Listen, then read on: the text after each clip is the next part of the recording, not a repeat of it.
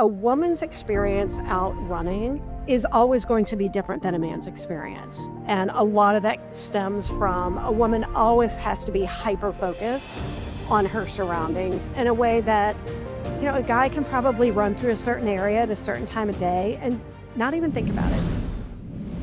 Welcome to Set the Pace, the official podcast of New York Roadrunners, presented by Peloton. I'm Christine Burke, Chief Commercial Officer at New York Roadrunners. Hi, I'm Erica Edwards-O'Neill, Chief Diversity Officer in New York Roadrunners. Today, we have the honor of sitting in for Rob and Bex. Bex is off today, and Rob is traveling home from 11 days in Kenya. He has been stymied by the blizzard that hit New York City yesterday, so he is stuck in Amsterdam, but will be home hopefully soon. Eric and I had the privilege of representing New York Roadrunners for the last week and a half in Kenya. And there's so much that we learned and that we want to share about our experience there. But as it relates to our conversation today around runner safety, we wanted to share a little bit about our experience with an organization that we met with during our visit in Kenya called Tirop Angels. Tirop Angels was founded by Viola Cheptulagat, who was a training partner with Agnes Tirop, who was killed by her domestic partner in 2021 after returning home from a record-breaking 10,000-meter race that she ran in. And Tirop Angels' mission is to change the dialogue around gender-based violence in Kenya. And we wanted to share a little bit about what our experience was meeting with Viola and the Tirop Angels organization during our trip there. Erica, can you share a little bit about your impressions that we take away from our meetings with Tirop Angels? Oh, absolutely. I am so inspired. Still struggling to find the words for the experience. What we watched were a people who are, yes, resilient, with the answers, creating and solving problems. We saw the Tirop Angels teams collaborating with the local men, the Boda Boda cyclists, who are men, and watching them educate and advocate and show up. We saw the love and support from the community everywhere we were. Men, women, and children were sharing their pride in what Tirop Angels were doing, the commitment to support that work. We see so much collaboration, community, and support for helping to end gender-based violence. And so we just had the opportunity to sit, listen, and learn. It was not about jumping in, assuming we had any answers. Each day we were just uncovering a different layer, looking at different solutions. Folks, just incredible. Just an incredible experience. And I am really looking forward to learning more and understanding how we can support there and at home. I echo everything you just shared. The experience, we're really still digesting, and runner safety and women's safety is so important to us at New York Roadrunners. And we're really honored to have two conversations today about this really important topic. Well, before I jump in there, I'll say we understand it's runner safety and women's safety and gender-based violence are not exactly the same issue. We know there might be, a through line, but we know that when we're talking runner safety, it's not one particular lens or layer. We know that is a different conversation for women, for people or gender expansive folks, for people of color. We understand that each group and identity has its unique set of challenges. And so we don't want to lump folks all in together, but we are excited to be starting the conversation and can assure you that it's not a one and done. We're looking forward to many conversations throughout the year. But coming up, we are looking at runner safety again from two perspectives. First, we're going to have Jean Knaack, And she's going to join us to talk about how run clubs and race leaders think about safety, where the gaps still exist. And then we're going to hear from Ashley Raymond and Meagan Doyle, whose own experiences pushed them to create a solution for women who are heading out alone on a run. So stay tuned. Peloton is taking running and race tech to the next level with the new Peloton cross-training series Tread Plus, powered by Peloton IQ. Built for runners who want top-tier performance, the Tread Plus helps you train smarter and get race-ready with precision. Peloton IQ offers personalized insights that evolve as you progress, so you can fine-tune your pacing and peak at the right moment. And with strength workouts designed to build the muscle you need to support every mile, your training goes beyond the run. Plus, pace target classes designed to build consistency, boost speed, and improve your splits. Every single run supports your full training cycle, from recovery miles to challenging race pace intervals. Experience our most advanced tread yet at onepeloton.com. Peloton, the official digital fitness partner of New York Roadrunners. Our first guest is Jean Knaack, CEO of the Roadrunners Club of America. Founded in 1958, RRCA is the oldest and largest distance running organization in the United States, with over 1,500 running club and event members representing 200,000 individual runners active in their running communities. In fact, New York Roadrunners started in 1958 as the Roadrunners Club New York Association. So our organizations are very connected, founded in the first year, and with New York Roadrunners being a division or association of the RRCA. Since 2005, Jean has led thousands of clubs and race directors across the country, shaping the culture of grassroots running. Under her leadership, RRCA has strengthened safety. Since 2005, Jean has led thousands of clubs and race directors across the country, shaping the culture of grassroots running. Under her leadership, RRCA has strengthened safe sport standards and education around creating harassment-free training environments. As conversations around women's safety grow louder, Jean helps us step back and take a look at the bigger picture. What responsibility does the sport itself have to make sure runners feel safe when they step out the door? Jean, thank you so much for joining me and Erica today. We're so excited to have a conversation with you. Thank you for having me. Great. I'll jump right in with a first question. Again, I'm so excited to be in conversation with you, learning more about you and your amazing history in this space, and being an extraordinary advocate. So again, welcome. I'm so excited to meet you. I'll jump right in with our first question. Jean, can you tell us, when did you realize that runner safety needed to be more of have a systemic approach and not an individualized conversation? Tough question, right?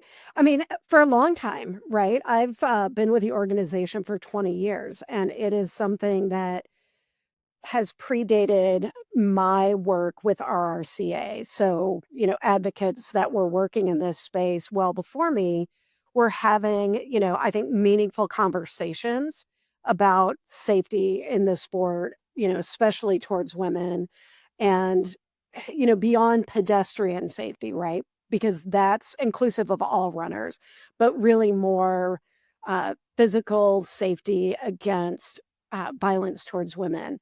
And the RRCA really was leading the way, back in the 80s. There were situations that made national headlines of a woman I know in Iowa who was violently raped during a run.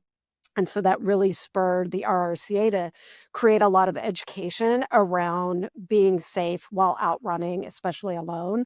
And we've just really continued that dialogue as more younger generations come into the sport. And right, because you can't just be like, okay, work done back in the 90s, right?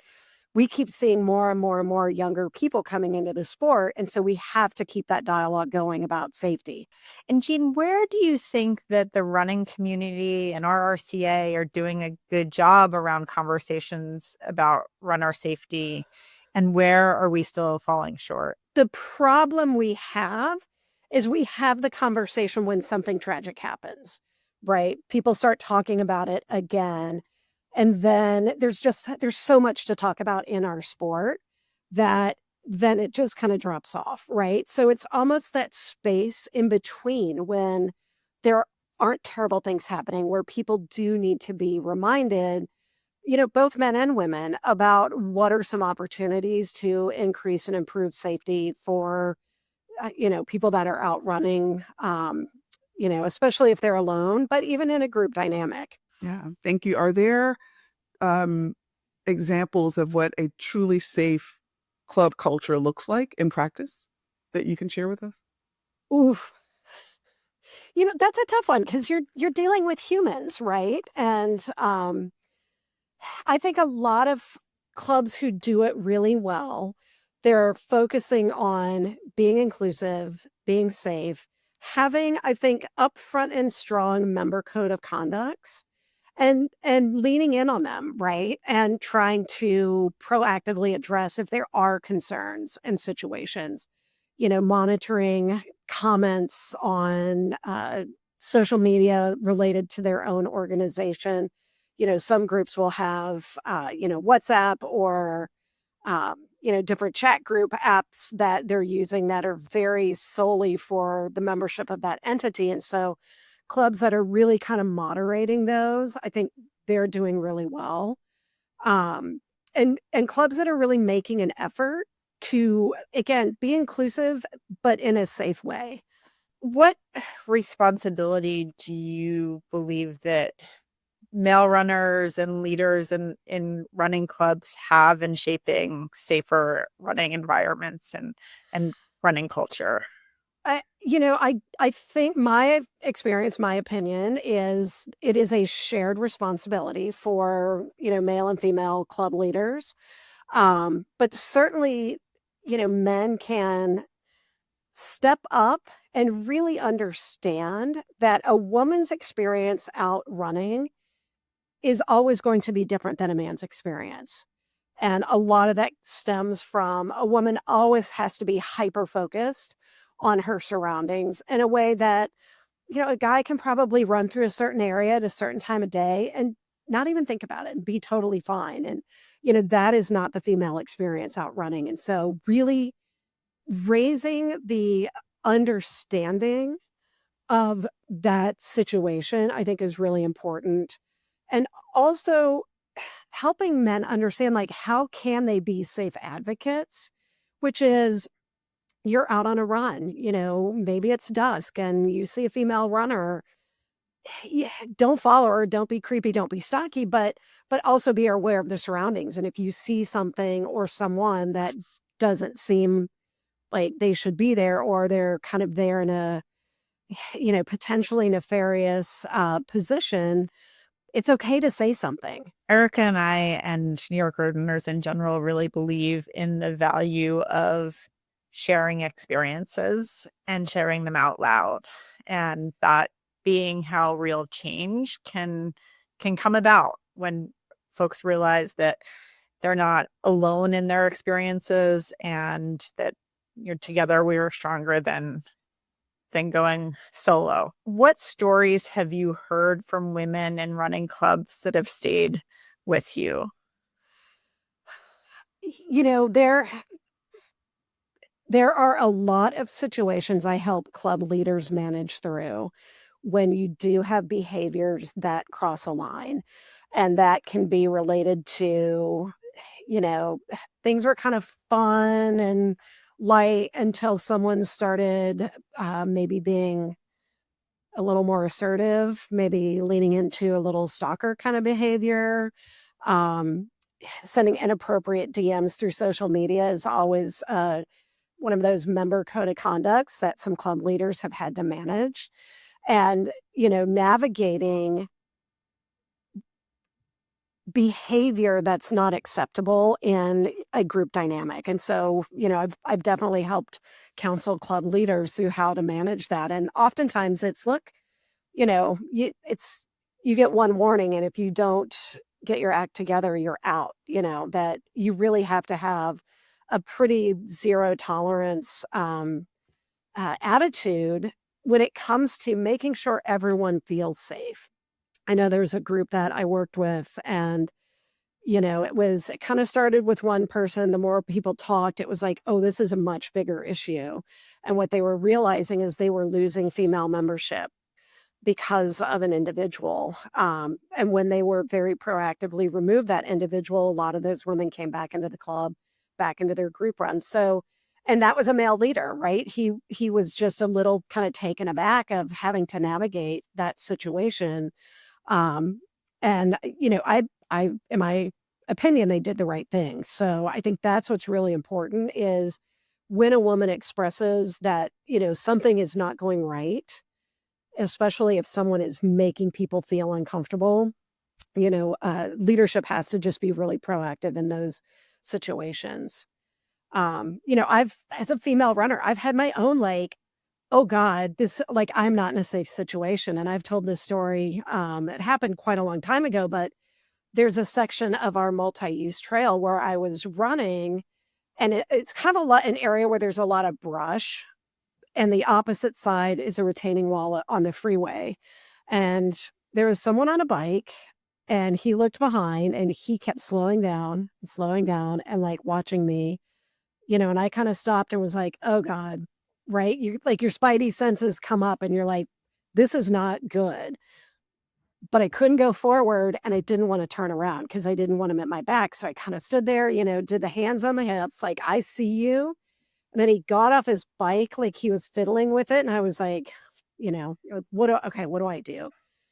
I looked back, and there was a guy running down the hill, just on the trail. But I flagged him down, and I explained to him what was happening.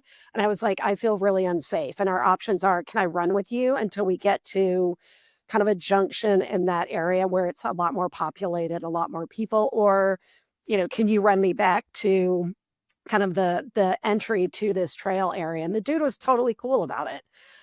So we opted to we'll move forward. And the guy on the bike got back on his bike. He turned around and went the opposite direction. So, that's just kind of my own case study of one. But again, you're like, we are a community. And so feeling empowered to flag somebody down and be like, I don't feel safe. I think, and the guy in that situation, he totally got it, I've flagged down female runners where, especially when I've been on a bike, and I'm like, this guy's casing you. You need to take your headphones out for a bit, right? We can be advocates. If you see something when you're out there, you're like, this just doesn't smell right. I think it's important to step up for each other. For sure. I think it was Mr. Rogers who said, always look for the helpers. Yeah. And exactly. Often there are folks around that you can flag down to just be by your side until you can get to a spot where you're safe. But thank you for sharing your personal story. I think that we probably all have one or more like that, unfortunately. But it's a good example of how you can look for a helper and trust your gut, trust your instinct. Exactly. Right. That is exactly right. Right. Trust your gut. And, and it is okay to be like, maybe today was my 20-mile run, but you're like, trust your gut. This is not safe. Get out of there, alter course, just have another better run a different day. That's always been kind of but that leans back into, we all do have a personal responsibility for our safety, but there are things that we can do as a society and a community to really help women, be and feel more safe when they're out there running. Absolutely. Jean, we need so much more time with you. I'm looking forward to a longer conversation. We, having opportunity, we talk about these things from an inside out approach, making sure we're educating our staff. And so I know there's going to be opportunity to have much longer conversation, and we are absolutely looking forward to it. I hope you're open. Thank you so much. Absolutely. Of course. Yeah. Thank you for joining us today, Jean, and good luck with all the important work that RRCA is doing. We're here to support and look forward to continuing to work together in the years to come. Great. Thank you for having me in this important conversation. New York Roadrunners is a nonprofit organization with a vision to build healthier lives and stronger communities through the transformative power of running. The support of members and donors like you helps us achieve our mission to transform the health and well-being of our communities through inclusive and accessible running experiences, empowering all to achieve their potential. Learn more and contribute at nyrr.org/donate. Ashley, Raymond, and Meagan Doyle met in a college when working on a class project. As they started tossing around ideas, the conversation kept circling back to something that felt all too close to home: personal safety. Ashley started running as a way to manage her type 1 diabetes, but after being followed on a run and after violence hit close to home on their college campus, that freedom started to wane. Running didn't stop, but it came with much more calculation and caution. Where to run, when to run, who to run with. So they and their co-founders took a deeper look. What would it feel like to head out of the door and feel prepared rather than cautious? Their answer to that question eventually led to safely. Welcome, Ashley and Meagan. Thank y'all for being with us. Thank you so much for having us. Yes, thank you. Yeah, thank you. We're so excited to have you here and hear a little bit more about your stories and about the story of Safely. So I'll jump in. Ashley, can you take us back to that run in high school? What do you remember most clearly about being followed on that run? For sure. I was thinking back to it, and something I clearly remember is that day I was running with my dog. He kind of looked like a chocolate lab, but he was a mutt. I've run this route many a times in my neighborhood at this point. And at first, I noticed these two men across the street from me. And the next thing I knew, they were right behind me, running after me. And in that moment, I felt a fear wash over me. You know, I had heard things on the news before, I had read articles. I knew it was important to be aware of my surroundings. And I just had this thought, oh my gosh, this is actually happening. I can't believe this is happening to me right now. How am I going to get away safely? Will I be able to get away safely? What am I going to do if they catch me? All sorts of thoughts flooded my mind, to the worst case scenario as well. So I kept running and called for help. And luckily I was able to get away. And luckily the men were arrested, not because I stuck around to file a report, but because they were actually publicly intoxicated. And when the cops called to tell me that, after the fact, I felt a big rush of relief that they weren't out there on the street anymore and that no one else was going to be in danger, at least for that day. But at the same time, I felt this overall worry and fear that had now become real for me. Like, this could happen on any run that I might go on in the future. This could happen to anybody else, and I don't want that to be the case. So after that happened, did you change how you ran, where you ran, when you ran? How did that experience change your behavior? Yeah, I think I had it in the back of my head, but at this point in time, as a high schooler, I wasn't thinking of starting safely or anything like that. But it definitely changed when I went running. I was a lot more aware of my surroundings. I noticed anything that seemed a little bit off and created distance between myself and whatever that might have been. And I preferred to run with other people at some points in time, closely after the incident happened, but then I do overall prefer solo running, so went back to running by myself. Thank you. Thank you so much for sharing that. It's interesting because you were running during the day with dogs. It does seem like some of the best guidance you were taking, and it still was not, proof, 100% proof protection. But thank you so much. I'm so glad that you are safe, were safe, and thank you for sharing that story with us. I'm going to jump to Meagan.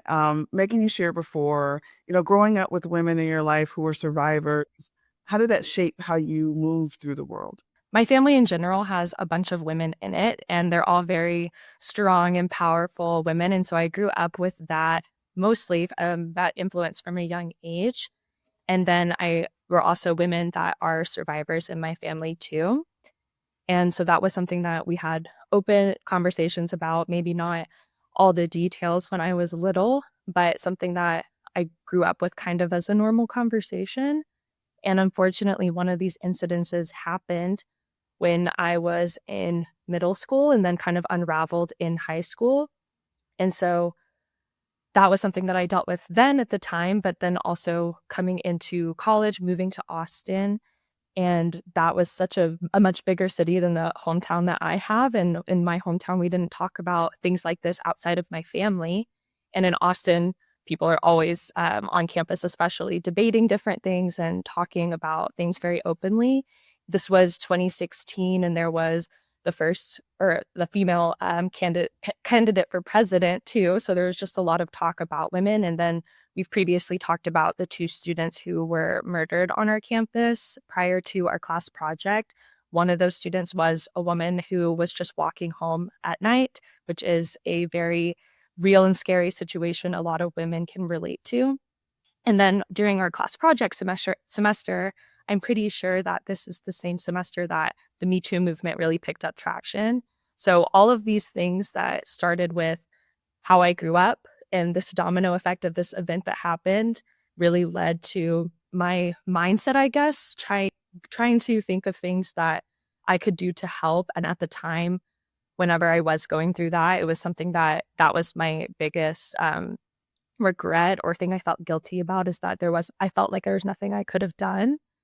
And that led to whenever we had this conversation with my eventual co-founders in this class project, it was something that I guess I felt I could just speak about openly because I had been thinking about it and talking about it for the several years leading up to that. And I just hope that this is something that I haven't really talked about a lot. And I think that it's important that I mention that it's not something that I've ever thought about in the way of, oh, how can I use this to help me? But I think something that we talk about it safely, it's very important to have open and honest conversations. And the more women we have talking about these things, that doesn't mean that anybody who has been in a situation has to come forward or anything like that. But I hope anybody who hears this that can relate just knows that they're seen and that this is why Safely ever existed in the first place. And we hope that one day things like this aren't happening so it doesn't have to exist. Absolutely. I love that. Can you tell me, speaking of speaking openly and from that class project, when did you realize you had something much bigger than a class project? I think that it was after the project ended and none of us wanted to quit working on it. I think it was actually Ashley at first who mentioned we should meet up and keep talking about this. So I can let her speak to that too. But it was something that all of us, it was our first group project, if not the only group project I'd ever felt. It wasn't just for a grade, and it was something we were really passionate about. 100%. It was something that we talked a lot about together. We spent extra hours preparing to present this class project because it was more than a class project to us at this point. And after the project too, when we presented our idea and got a ton of feedback, we thought to ourselves, okay, how hard can this be to do? Like, let's do this. This could help a lot of people. And we quickly learned that it was very hard to launch a company. And the first company we launched together in college ended up not working out.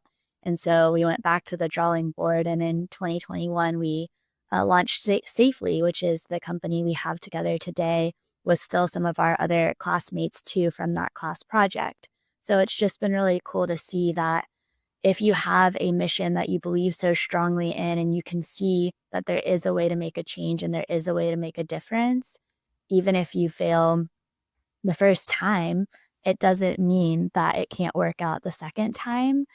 And it doesn't mean that you should quit, but maybe you should think about it differently and figure out how you can help the most people. So many class projects start and end in a class, right? You work on a group project, it starts, you deliver the final presentation, and you walk away.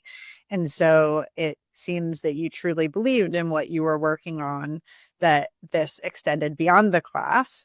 And as you mentioned, that it, despite failing the first time, you believe so strongly in it that you kept at it. Meagan, you have shared that you did not run outside before Safely. And Would love to learn a little bit more about some of the Safely products, including Sidekick, and what that product is and what sort of confidence it gives you when you carry that when you run, giving you the comfort to run outside. Yes, I wasn't really the athletic person growing up in general, um, which is something all the other people in my family played sports, and I just was like, "That's not for me." But as I got older and kind of fell in love with going to the gym and working out in my own way, I just never really even crossed my mind that, oh, I would go outside and go for a run by myself. Like, that just seemed like a crazy idea to me. Ashley is one of the first people I ever met that did that, that none of my friends are runners or anything. And so I watched her from a young age, I guess, like when we were first in college and met in our class project, that was something she did regularly.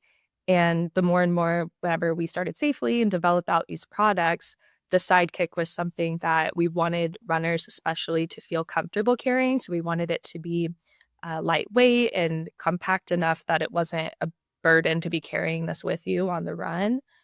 And then whenever we got the Sidekick and I got to hold it for the first time and it was actually real, and I would take it on walks and everything and see Ashley go running with it, I had the thought of, oh, well, maybe I should go for a run and see what this is like. And so it was the first time that I went on a run. I took the Sidekick with me, and now I run with it all the time. And Ashley and I got to run our first marathon this past year. And then we just did a half this past weekend as well, so or 2 weekends ago now. But yeah, so it's been incredible. I have fallen in love with running. I guess I got the bug, and it all started with Ashley first and then the Sidekick. Yeah, it's so common that in order to really enjoy something, you have to feel fully safe in it. And that can be psychological safety, physical safety, can take lots of forms. But um, you can fall in love with a sport like running when you feel safe. Definitely. So I do have to ask, do your other co-founders run? Not as much. No half marathons or full marathons yet, but at our last board meeting, I let them know that next year we'll do a marathon together, jokingly. But I just think it's been the coolest thing to see Meagan start running, and I think running changes a person. I know running's changed myself, and now instead of me texting Meagan races, Megan's sending me runs to sign up for. Like, this is so cool. This is a full circle moment. Awesome. Ashley, do you have a Sidekick with you? Yeah, I didn't grab mine if you wanted to show what it has. for sure. So the Sidekick too, it is our 5-in-1 self-defense tool. And when we were creating it, like Meagan mentioned, we really focused on how to make it very convenient to run with. So even though it might look a little bigger in my hands, it's lighter than an iPhone, and everything down to, where the flashlight is pretty much because I wanted to put it there because of running, so that when you're holding it and you're running with your hands, you're seeing where you're stepping in front of you on the ground, safety from the perspective of not trying to fall down if you're running early in the morning or at night, but then also having it easily available so you can like move the light around instead of wearing a light on your shoe where you can't really easily look to the side. So you can stay super aware. This flashlight's also very bright, so if it were pointed directly in somebody's eyes, it would temporarily blind them a little bit or disorient them, and then you'd have time to use the pepper spray if you had to. And then you might notice this spike on the bottom. It actually comes off. Some people don't prefer to run with this because they might be worried they could fall on top of it. So you can unscrew it. But the reason we have the spike here is because if someone were to come up from behind you on a run, which is the most common situation a runner might find themselves in if a situation were to arise, you could use that little jabby to get away. So we really thought of runners when creating this device, and this cord around the wrist too is an alarm. So you can pull that to activate it. If someone tried to take it out of your hand, the alarm is going to be going off. All sorts of things in this one Sidekick device. Well, thank you for sharing. It's for those of you who can't see it because you're listening online, it looks very ergonomic and it's colorful. So it's visible when somebody approaches you, they'll be able to see that you're actually holding something in your hand. I'm sure you've talked about it with the other members of your company, and we're curious to learn a little bit about how you feel about pepper spray or the Sidekick shifting the responsibility for behavior and protection onto the women. Is that, what would you say to somebody who says women shouldn't have to carry anything? First, we agree. We wish we didn't have to carry anything either. I think the ideal run is one where you do feel safe and free to run with absolutely nothing on you. You could have your music at the loudest volume. You could have your hair in a ponytail, all of these things that sometimes as runners we've been told not to do. But unfortunately, that's not the reality of the world we live in today. So if someone is opposed to carrying something when they run, I just would love to know that they're doing something else to still be able to protect themselves if a situation does arise. Because I think, unfortunately, even though it shouldn't be our responsibility as women, it is our responsibility in a way, because the worst thing we can do is do nothing and have something happen. So it's so, so important to just stay prepared, whatever way that looks like for you. Yeah, and we don't think that it's fair at all that it is like this and it should not be this way. And we hope that by, again, speaking openly about this and raising awareness about this being an issue, that eventually, even though it seems a little idealistic right now, but the burden would shift to the actual people who are causing these issues anyway.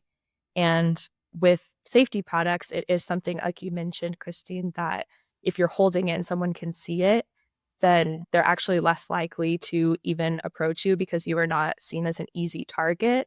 So it kind of, just by carrying it, helps somebody not be in a situation where they will ever need it. But we also say too that we would never say like, this is the only device you should have, or this, you have to have this, and this is the answer. As Ashley mentioned, you can have a safety mindset if you don't carry anything, as long as you are just aware. And I think the more knowledge that you have of the situation and different things that could happen, then you're more prepared in that sense too. Absolutely. And I know that you've shared that you've received letters from women who say that your products have helped them. Can you tell us a little bit more about any of those letters, or any particular letter or story that stands out for you? For sure. We have put a lot of effort into teaching people how to use pepper spray, which might sound a little funny. We get a ton of comments. Is this really something that needs to be practiced? Well, absolutely. Anything in life seems, easy until you try it for the first time. And if you've never practiced something, how can you confidently know that you're going to be able to use it, especially in a situation where it really matters to get something right on the first try? So we have practice sprays that are filled with waters. We've gone to a ton of different fleet feet, run clubs across the country, teaching people how to use pepper spray with our pink skeleton Pinky that Meagan found at Target. He's been our best $50 investment we've ever made into Stapley. And one story that sticks out in particular is we had somebody at one of the Fleet Feet events practice using the pepper spray. And, life went on. She went on with her running. And I think it was about 8 months after she had attended the event, I received a text message one day, and I'd love to That'd be read it if great. that's Thank you. okay. She said, "Hey, Ashley, how are you doing? I actually had an incident on Saturday and I got attacked, and luckily I had my pepper spray. So I kind of want to educate everybody about it. And I would like for you to be there too." So she had this happen to her, a very terrifying incident. We talked on the phone after this as well. She was running in her neighborhood during the daytime.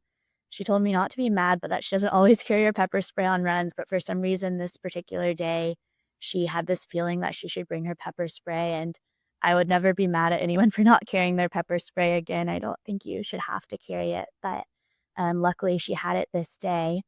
And she was running. She saw a car kind of pull over on the side of a street. And I think this is every runner's worst nightmare. She saw a guy get out of the car. She ran by him and thought, okay, he must just be waiting for somebody, like I'm in the clear, which also I've had that thought many a times as well. Except for her, this time she next found herself on the ground and she was able to get her pepper spray and spray this individual and get away safely after being knocked to the ground. So a very, very scary incident, and a very real incident too. And she sent us this message basically saying she wouldn't have known what would have happened if she didn't have pepper spray. And we know why we do this when it comes to safely, but hearing the story and knowing that if she hadn't, practiced, if she hadn't carried the device that day, what would have happened? We spent a little bit of time crying that day too, just because it's so terrible and she should have never had that experience in the first place. Thank you for sharing. As Erica and I have learned significantly over the last couple of weeks, that sharing stories and telling about experiences and can help people feel that they're not alone, and look for solutions, be they physical solutions like a Sidekick or community solutions. So thank you for sharing both of your stories as well as the stories of other women you've impacted positively through the starting of Safely and development of Sidekick. It's so important. And as you mentioned earlier, we hope that we can live in a world and run in a world at some point where this is completely not necessary and we can put you all out of business. But until that day comes, we're really grateful for the work that you've done and what all started with a college class and college project is really making a difference. So thank you all. Absolute impact. Absolutely. Thank you so much. I do want to ask a quick question because we know that there are national and local and regional differences. How do state laws and regional differences affect access to self-defense tools like Safely? Yes, there are different restrictions in every state, and then, of course, in different countries too. But here in the United States, pepper spray is legal in all 50 states. However, there are some states that you cannot ship pepper spray to.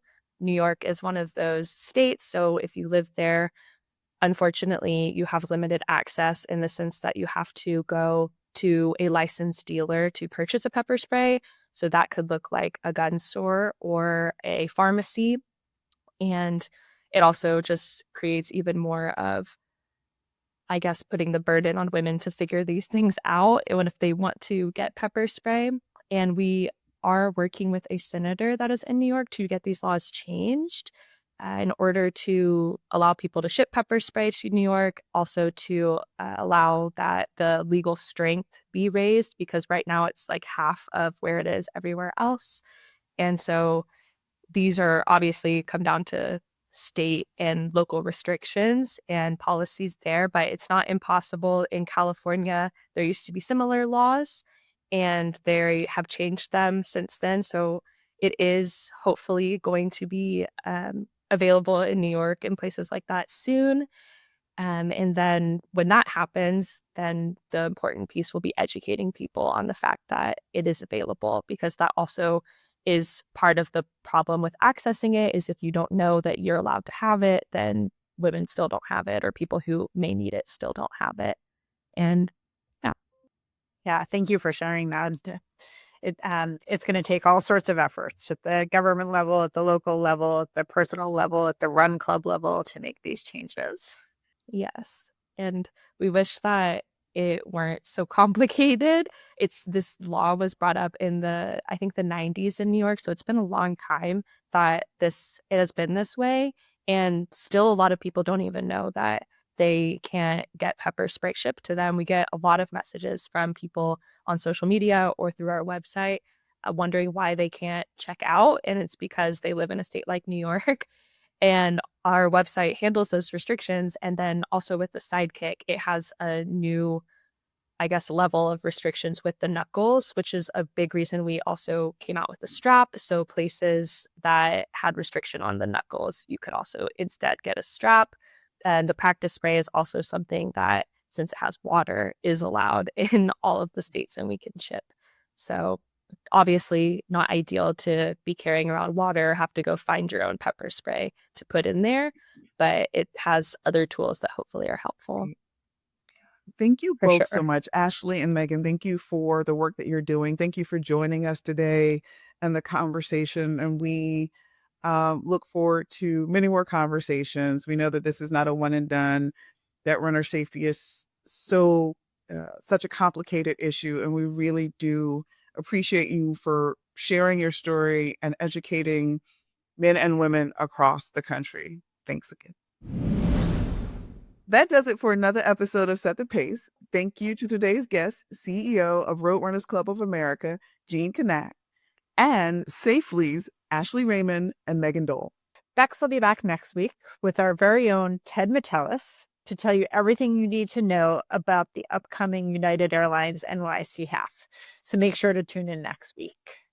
If you like this episode, please go ahead, subscribe, rate, or leave a comment for the show on whatever platform you're listening on. This not only helps us, but it also helps others to find out about the show too. Have a great day, everyone. Thank y'all.